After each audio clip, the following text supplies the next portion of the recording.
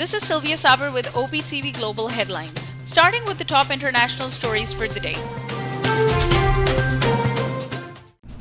US is ready to launch nuclear arms control talks with Russia in his first meeting with his Russian counterpart. US President Joe Biden said he and Russian President Vladimir Putin have discussed in detail the next steps our countries should take on arms control measures to reduce the risk of war. US President also delivered a stern warning to Russian leader over ransomware attacks emanating from Russia, saying he was prepared to retaliate against any more cyber assaults on American infrastructure.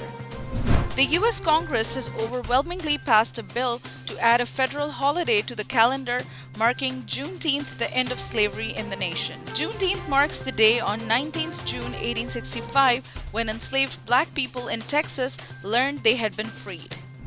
San Francisco police arrested a man hours after he allegedly stabbed a 94-year-old Asian woman in an unprovoked attack. He faces charges including attempted homicide, elder abuse, and committing a felony while on bail, among others, while investigators are working to determine if race was a motivating factor in the attack, police said.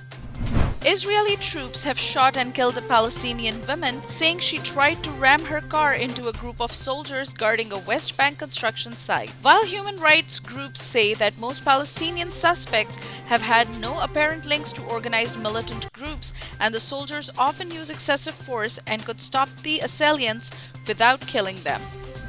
The Organization of Islamic Cooperation Institute is offering scholarships to 500 Palestinians at Pakistani universities. The Pakistani chapter of ComsTech is the OIC's Ministerial Standing Committee on Scientific and Technological Cooperation, and these scholarships are separate from Pakistani government's annual provision of 100 scholarships to Palestinian students over the next 2 years.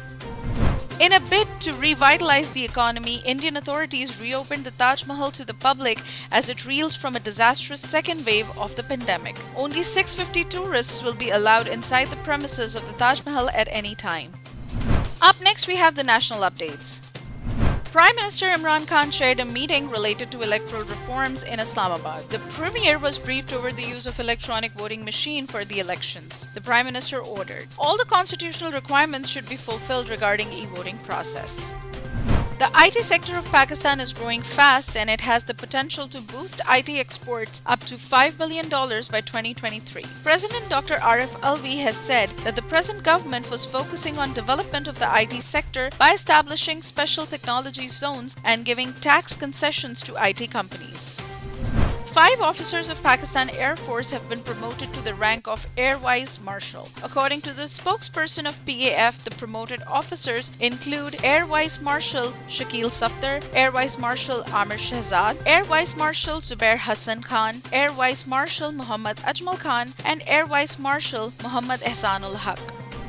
The Azad Jammu and Kashmir cabinet reportedly did not approve the presentation of Budget 2021 to 2022 due to interference by the federal government. The budget for Azad Jammu and Kashmir was not presented for fiscal year 2021 to 22 by the PMLN government and was discontinued without any reason provided during the session.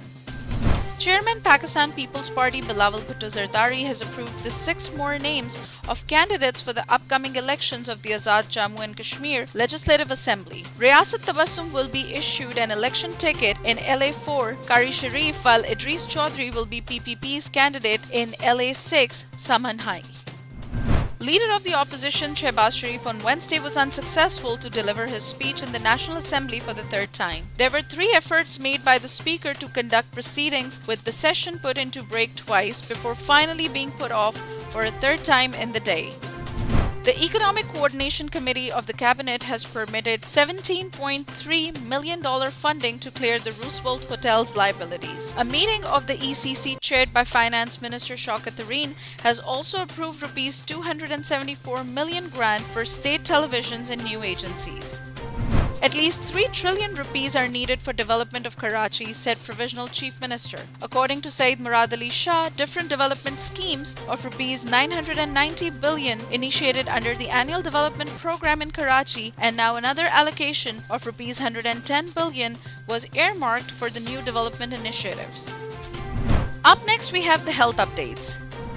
Researchers have found another life-saving therapy for COVID-19. Study showed a potent intravenous infusion of antibodies to neutralize the virus rather than dampen the body's inflammatory response to it could help 1 in 3 of those in hospital with severe COVID. The COVID-19 positivity ratio in Pakistan has surged to 3% over the past 24 hours. According to the National Command and Operations Center data, 46 more people lost their lives, lifting the nationwide fatalities to 21,874. Persons who work 55 hours or more per week are at a higher risk of ischemic heart disease and stroke as compared to persons who work 35 to 40 hours per week. A new World Health Organization report revealed that long or irregular work hours, which means irregular food timings and unhealthy eating habits and higher levels of mental stress, are a great risk factor for heart attack and stroke. Up next, we have the sports updates. Multan Sultans registered a win over Quetta Gladiators, has created a new record by winning the match with the biggest margin in Pakistan Super League's history and becomes the only team to win by a margin of over 100 runs. The Sultans had defeated the Gladiators by 110 runs. Quetta Gladiators coach Moin Khan agreed that his side played poor cricket throughout the season and insisted that he won't give any excuses for it and the inconsistency in availability of foreign players throughout the season after his team was eliminated from the race to reach the playoffs of Pakistan Super League. A Pakistani Canadian has become the first Muslim National Youth Ambassador for Parks Canada. She has been working with Parks Canada's Learn to Camp team for the past 3 years. Up next, we have the entertainment updates. Veteran Pakistani television host Tariq Aziz is being remembered on his first death anniversary on Thursday. Tariq was the first person as a TV announcer in 1964. He is also well known for hosting PTV's quiz show named Tariq Aziz Show, and then it became Bazme Tariq Aziz. The cast of Oscar-winning Captain Marvel 2 just got bigger with South Korean actor Park Seo-joon joining the Marvel superhero movie. The actor has been cast in an unknown role for the sequel titled The Marvels.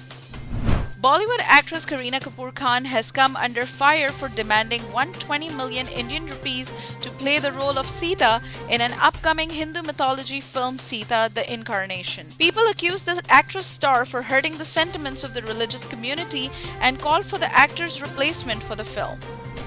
Up next, we have the business updates.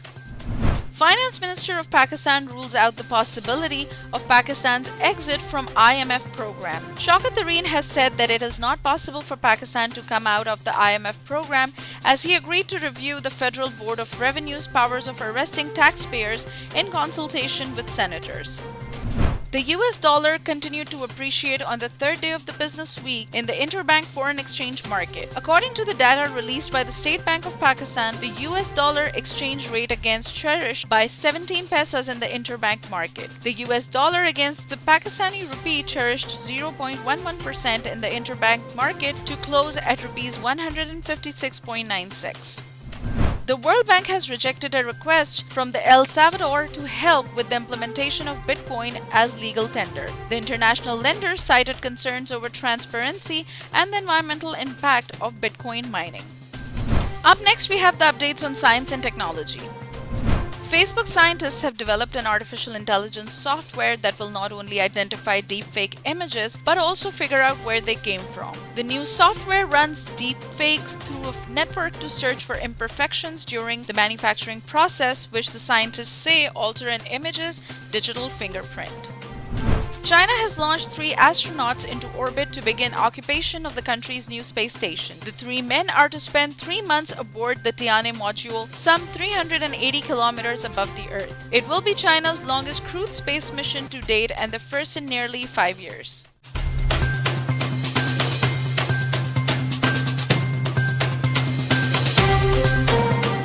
That's all from this bulletin. For more updates, do stay with us and keep watching OpTv Global.